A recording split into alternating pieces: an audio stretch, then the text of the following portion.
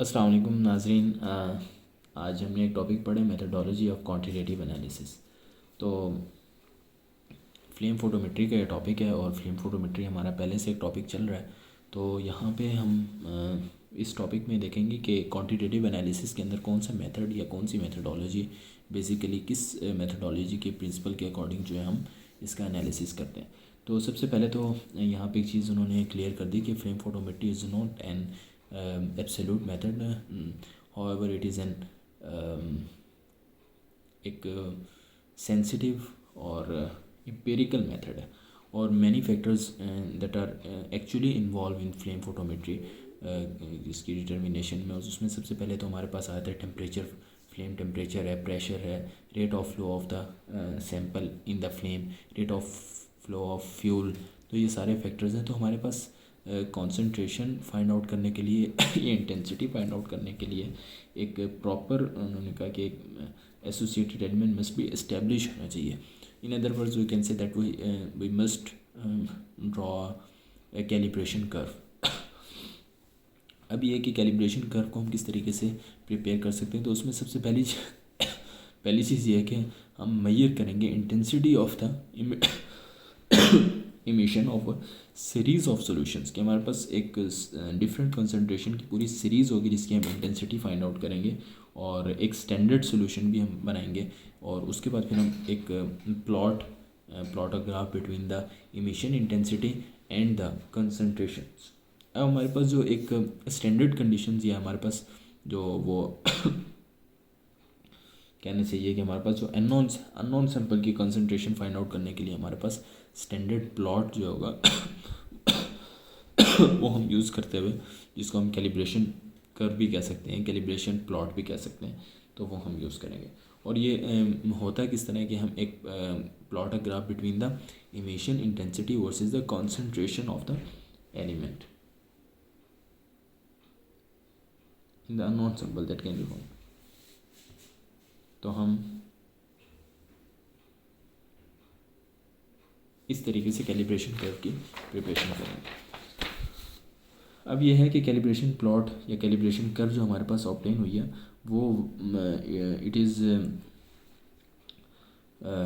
ये एक इसका जो रिलेशनशिप है इंटेंसिटी और कॉन्सेंट्रेशन का, वो लीनियर रिलेशनशिप होता है over the wide range of the temperature. और लेकिन ये है कि कुछ डेविएशन जो है वो शो होती है at low and very high temperatures. Low और हाई टेम्परेचर्स के ऊपर ये कुछ डेविएशन शो करता है। और जनरली देखें तो इसकी एक जो हमारे पास कैलिब्रेशन कर्व आती है, कैलिब्रेशन कर्व में जो हमारे पास प्लॉट आता है ग्राफ का, वो एक लीनियर रिलेशनशिप होता है। और इसके हम 3 रीजन्स जो हैं वो जनरली हम इसके 3 रीजन्स को डिस्क्राइब करते हैं। तो यहाँ पे अगर हम देखें तो इस तरीके से एक हमारे पास ये बनेगा। यहाँ पे हम लेंगे अपनी कॉन्सेंट्रेशन और यहाँ पे हम लेंगे इमिशन इंटेंसिटी। ठीक है, तो अब हमारे पास इसमें जो रिलेशनशिप आता है that is totally linear. Okay, तो ये हमारे पास एक लीनियर रिलेशनशिप आ जाता है। और इसमें कुछ रीजन्स हमारे पास 3 रीजन्स हैं जिसको हम यहाँ पे डिस्क्राइब करते हैं। The first one is A, the second one is B and the third one is C. तो यहाँ पे अगर हम बात करें ए रीजन की, तो ए रीजन में हम कह सकते हैं कि ये यहाँ पे जो कंसंट्रेशन है वो लो कंसंट्रेशन होती है, लो कंसंट्रेशन। लेकिन अगर हम देखें हमारी इमिशन इंटेंसिटी, तो वो इस लो कंसंट्रेशन के अकॉर्डिंग एक्सपेक्टेड वैल्यू से भी लो होती है। उसकी वजह ये होती है यहाँ पे जो हमारे पास एटम्स होते हैं, फॉर एग्जांपल यहाँ पे हमारे पास पोटेशियम है, तो वो किस में कन्वर्ट हो जाएगा, पोटेशियम ऑयंस के अंदर ऑक्सीडेशन होगी और पोटेशियम ऑयंस में कन्वर्ट होगा। तो ड्यू टू ऑयनाइजेशन हमारे पास जो इमिशन इंटेंसिटी की एक्सपेक्टेड वैल्यू है उससे भी वो लो आती है।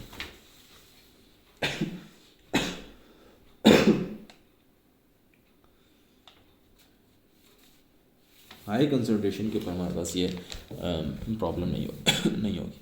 सेकेंड रीजन हमारे पास है बी रीजन। बी रीजन में हमारे पास क्या होगा कि ये वाला रीजन जो है यहाँ पे एक लीनियर रिलेशनशिप हमारे पास शो होगा, लीनियर रिलेशनशिप शो होगा यहाँ पे हमारे पास।